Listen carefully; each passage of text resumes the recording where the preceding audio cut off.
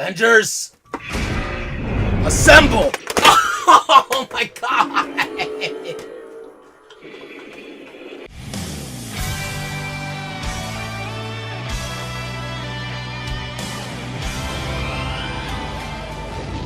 Dude, next time this hammer is going to your head, that helmet ain't gonna save you. But we finally here. We finally get this video freaking started. Here it is. Oh man! Endgame. And what better way to start it than with two unboxings? Two unboxings. The first one, the GameStop limited edition, Thor.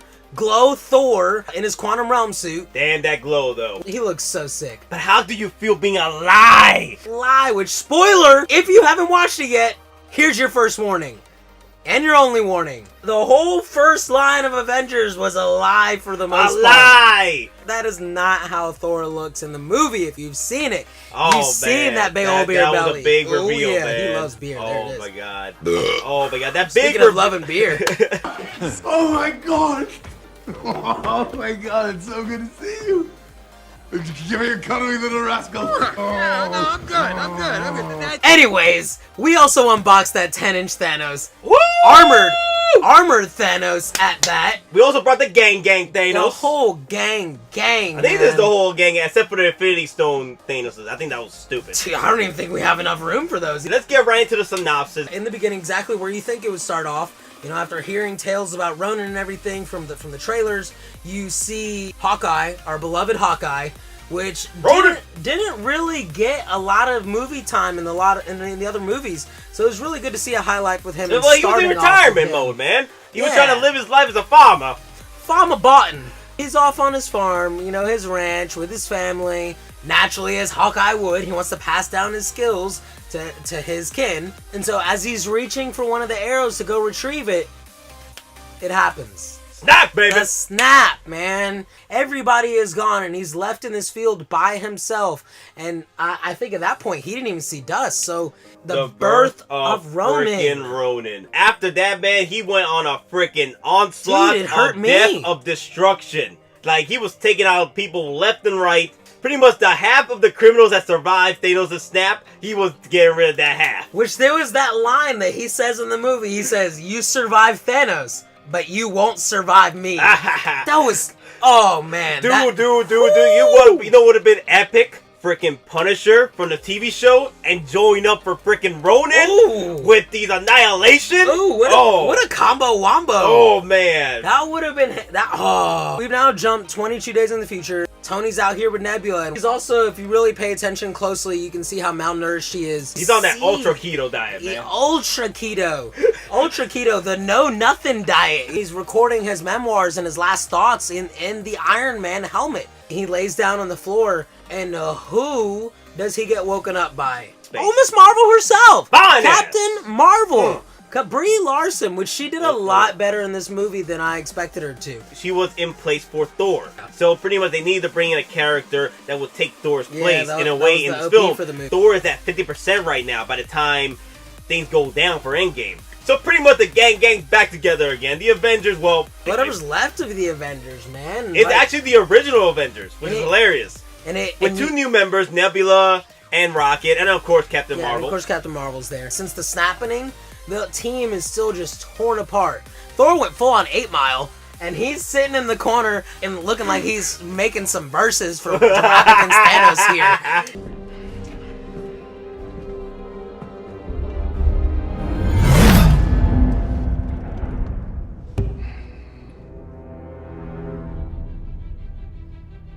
I like this one. But so we also see the rest of the team, and this is the first time Tony is even seeing Cap since Civil War. But here's the thing though, Tony's still adamant. Steve Rogers split the group. They broke up the Beatles pretty much. Like a band? Like the Beatles? So yeah, the team is back together again. And they're going after blood. They're going for blood now. Yeah, they want it. They need want blood. But Tony wants no part of it. No. He's so mad. He's so angry, and he's blaming Cap for the entire thing. Dude, he got hit with a freaking moon. He got hit with a freaking moon. Getting hit by a moon, he handled it like a G. He handled that moon. He used the stones again. Hey. We'd be going in short-handed, you know? Look, he's still got the stones, so... So let's get him. use them to bring everyone back. Just like that. Yeah, just like that. Like, okay, this is our rematch. Let's get it on. Who hasn't been to space? You better not throw up on my ship. They act. They spring into action. They're not taking farmer. any chances. Farmer Thanos coming on hunting for these berries here. Those are the only things he's hunting for now. He don't need stones. He needs berries.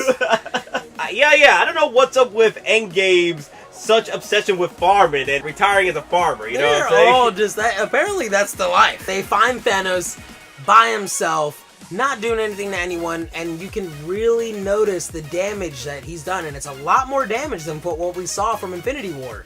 Because if you remember at the end of Infinity War, he was just slight damage to his arm. Yeah, it was slight damage, Just but slight. it doesn't mean that he's not able to recover from that with the Time Stone.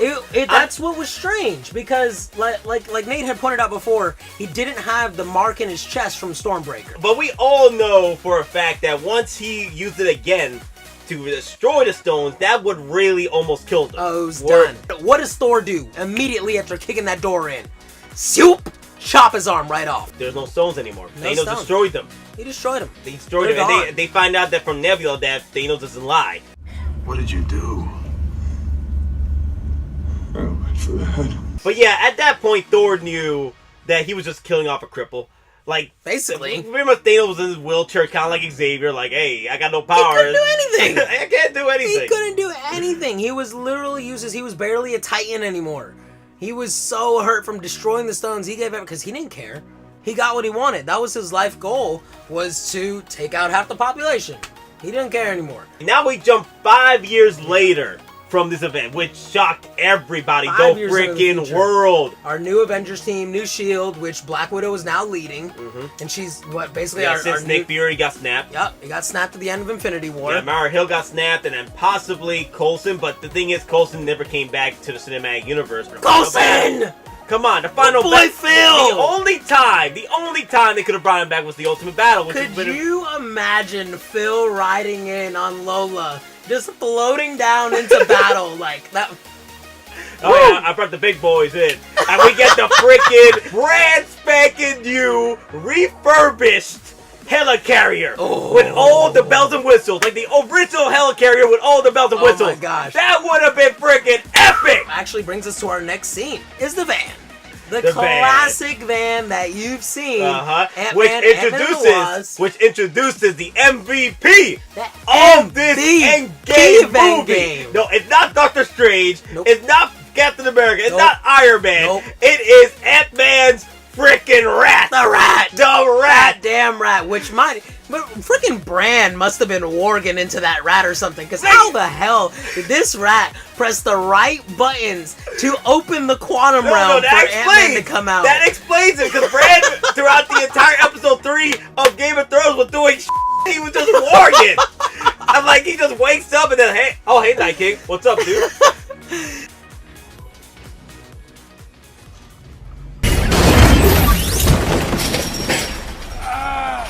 And boom. And literally, 5 minutes has passed in the quantum realm, so... Which was 5 years in our world, so... And so time is completely different in that realm, which is also a little foreshadowing there. He realizes all this time has passed, he goes to the S.H.I.E.L.D. base. Yep. Or the Avengers base, so he can get the band back together. And he wants to reunite the squad with this theory he has. This theory about the quantum realm and time travel. Tony Stark, who pretty much started a family. They have to go to Tony, to solidify the Scott's theory about the quantum realm, about time travel. And he does explain that, hey, it was like 1 in a billion shot that he actually made it back with that gate opening. He pretty much explains you need a freaking GPS to travel through the timeverse. And Tony definitely realized this and didn't want any part of it. He accepted the snap, unlike a lot of people, because he's almost a little selfish here, because he had his family. Yeah, he got lucky. Him and Pepper got lucky, and they were able to have a family. Daughter now, Morgan. That little foreshadowing there when she comes out of the tent wearing Pepper's Guardian suit. Oh my god. Oh, I knew it right then and there. Tony did not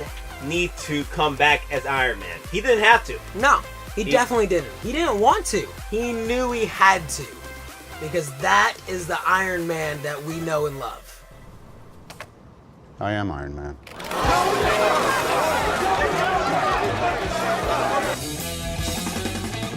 Scott Lang inspires the group again, especially Tony. He creates the GPS, and there you have it. We got freaking Endgame. Well, the time travel part anyway. My boy Batista got a sweet giveaway. We're doing another giveaway, guys. We're about to start popping these giveaways out left and right. Chill, and this one's gonna be a really and this is going to be a really good one. You guys will be very excited about this one. Stay tuned later to the end of the video to see how you can enter the giveaway and what the giveaway is going to be. Without further ado, let's hit on the cons. The cons of Endgame. The negative. And I know, we rated this film a 12 out of 10. It's hard. It's hard. It's hard to pick. Because this is nearly a perfect film. This is a God film, pretty much. Good, That's how good this is. I'm telling you right now, you'll be doing yourself a disservice to your freaking self, to humanity, dare I say, to God. Like, this is a sin not going to theaters and watching Endgame. You better. You gotta watch it. You better. This man, opening night, we went and saw it IMAX, and then immediately right after the movie's over, I just see him running down the stairs, going to the next showing at 2 a.m.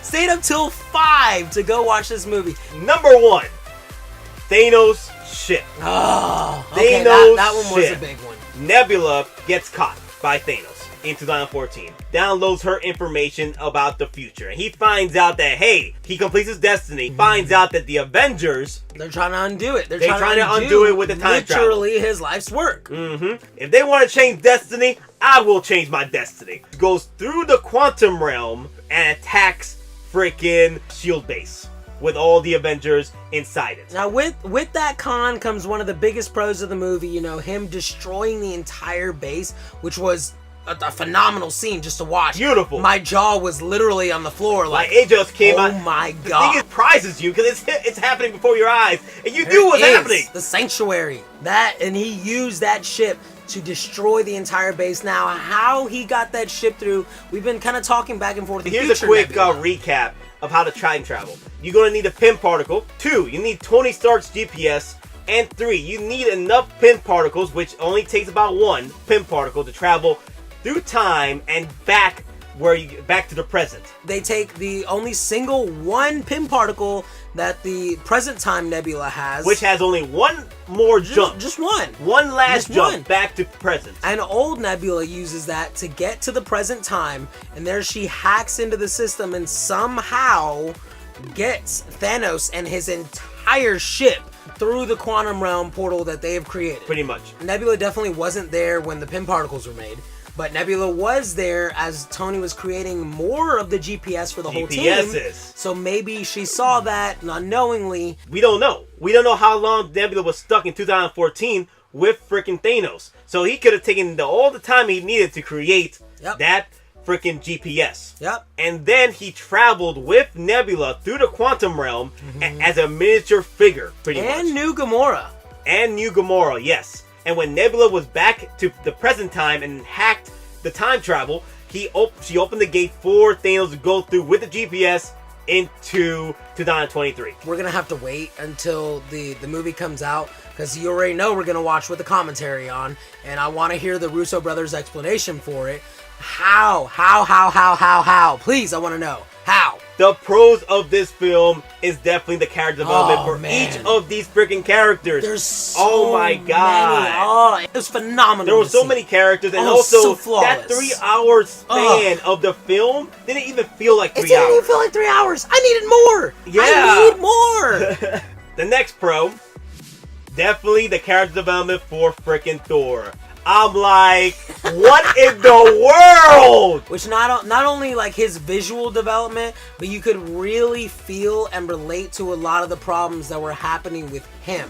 If you really think about it, through his entire career, he's been this pride-hungry god. Warmongering god that just is constantly so cocky, and he really wanted to just tell Thanos to his face with Stormbreaker in his chest, I told you I was gonna kill you. He needed that I told you so, and the fact that it brought upon the snap, and it really took a huge toll on him, clearly, from him chopping Thanos' head off, and then him getting the beer gut. Oh my god, and not even my boys, Korg and Meek, eating pizza and playing Fortnite!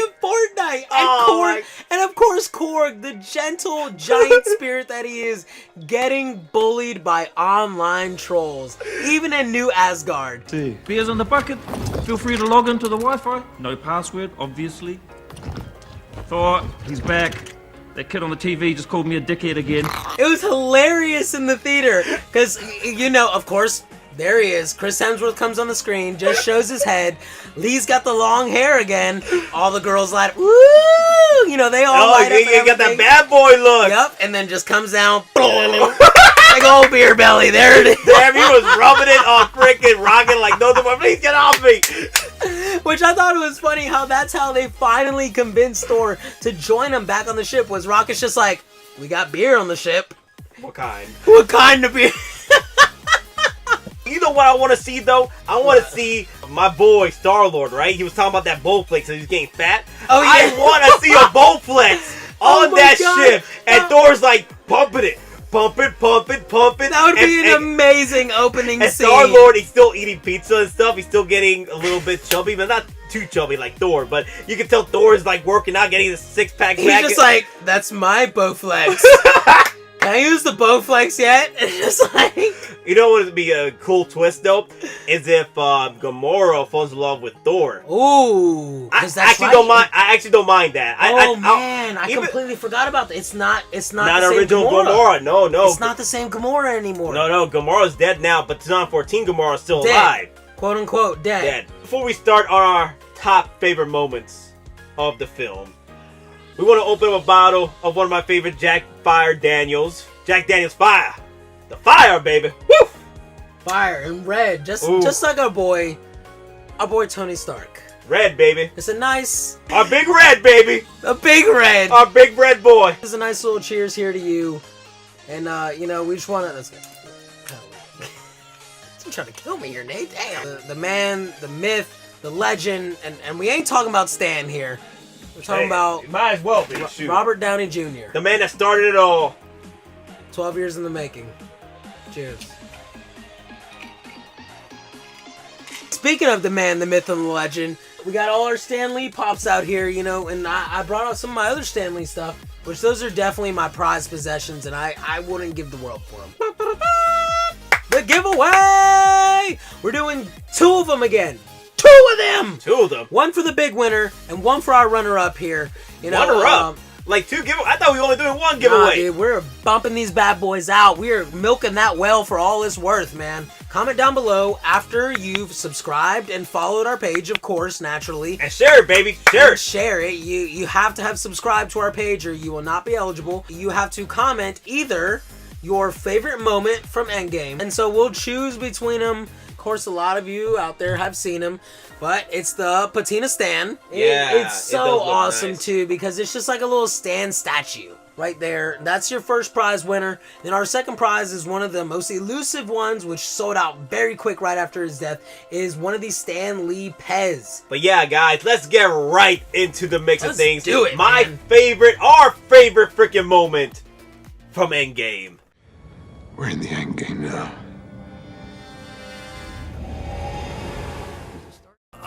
Seeing Cap grab Thor's hammer was one of the most epic things I've ever experienced. Oh my god! And not only seeing it in the theater, but seeing it on opening night. And just feeling everybody. Dude. You could hear like everybody going, lose breath. Lose breath. It was amazing. When they saw the hammer land in his hands. At that moment when the brain is trying to figure out what is happening and then sending the signals to the brain to yo! Cap is worthy. Oh, he's worthy. God, everybody and their mother erupted. Dude, it was beautiful. It was insane. Oh, it was insane. Oh my god. The atmosphere, the moment, seeing it was just incredible. Ooh! Ooh, I'm getting hyped. Oh yeah. But that was probably one of the best moments, especially because it was hinted at in Age of Ultron. If you remember that hilarious scene where everyone's trying to pick up Thor's hammer, and then Cap reaches for it, and it nudges just the slightest bit. That tad bit. Just the slightest bit. Which, you know, in which I'm curious, is what changed between Age of Ultron and then? No, I think what happened was, even though the hammer felt that Captain America was worthy, at that point, Captain America felt humble. He's like, oh crap, it's moving, but the thing is, I don't want to make Thor, and that what really changed it up. He didn't want to make Thor, you know, feel bad. He was humble. What do you think? Tell us down below. Because Thor, how was Captain Cap America able to wield needed the hammer? What Captain needed that hammer between at that Age of Ultron and Endgame that he was able to wield that hammer, that he became worthy of the hammer? My top one. Number one, baby. My boy, Dr. Frickin' Strange, and all his glory. Stephen Strange. He orchestrated that entire Endgame moment. He did. He did. Like all the freaking Peter confirmed portals. It. Peter confirmed it because right when they came back, Peter actually said, I just came back on Titan and Doctor Strange was there and he just looked at me and was like, we gotta go. What do you mean we gotta go? It's been 5 years, bro. Open the gates. He orchestrated the entire fight, and that was insane. Just the timing for it, everything. Was beautiful, man. Like, the look at Thanos' face was priceless. Dude, I was cheering! Oh, man. And then Captain America grabbed the hammer and lined up with the Avengers, and he's like, assemble.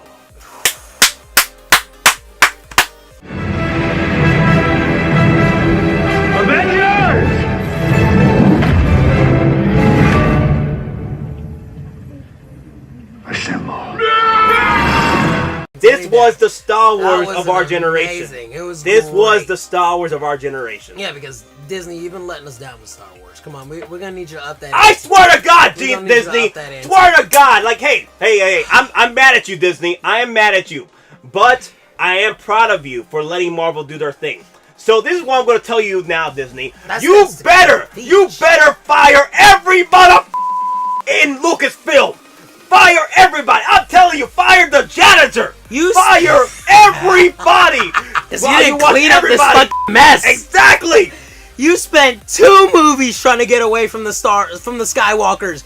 2 movies trying to explain that, oh, not everything revolves around the Skywalker. Next episode, Rise of the Skywalker. About to get the Infinity Gun and slap you with it, man. So go ahead. You're number 2. What's your My number 2? number 2. Which why are you number 2? Moment. Why are you number 2? I got us some mystery minis just to pop these motherfuckers open. Let's just see. Go ahead and Taylor's number 2. Now, my favorite moment, of course, has to be the Iron freaking Gauntlet. The Iron Gauntlet? Yeah, I'm calling it the Iron Gauntlet. Oh my God! It's not the Infinity Gauntlet. It's the Iron Gauntlet. What a name for it! That's an incredible name. Mm-hmm. Woo! What's in your box, man? Oh, I got Thor. There we go. You got Thor. Thor with Stormbreaker. Thanos! Bring me Thanos! We're nerds if we ever seen them. Holy shit. Dude! Thanos for the win! But yeah, guys, that Iron Gauntlet moment was freaking beautiful. Personally, they didn't have to have him snap. All he had to do was kill Thanos with the Infinity Gauntlet. He had the Infinity Gauntlet. All he had to do was blast him. Yeah, but you gotta think about it. He could have blasted him with the Infinity Gauntlet. Even if he would have blasted Thanos, his armies would have still been alive. That was the only solidified way to reassure himself that would be it. The one and done. One and done. And no, it was wild because in the theater, you could tell that people were distraught. Dude, I was distraught. I was crying. I didn't start crying until Happy, John Farrow, and Morgan were having that conversation on the chair. No, at the funeral? And yeah, and Morgan was like, I like cheeseburgers. And I was like, no.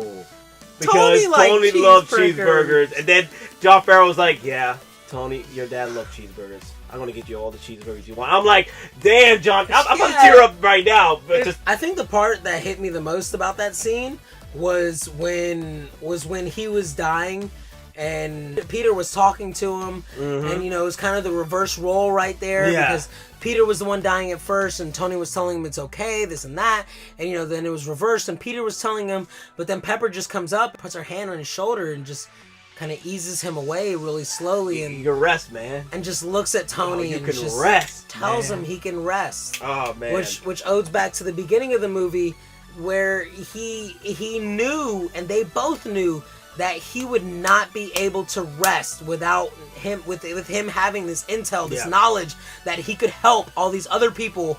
Why Doctor Strange didn't fix him with a time stone? He could have. Honestly, I think Doctor Strange saw the future past Endgame, and he needed Tony Stark's death. Oh. He needed Tony Stark's death. He knew that Tony Stark was going to die. He was going to sacrifice himself. I think that's the reason why he didn't bring him back, because he could bring him back. And that's, again, something that might have been a setup for Phase 4. But as always, hope yourselves, and thank you for taking time. I hope to see you in the next one. And I'm yours truly, the Myster here, and my boy, Avengers! Oh my god! Oh god! And now, welcome to my channel. Hey, I'm Steve. How you doing today? Hey!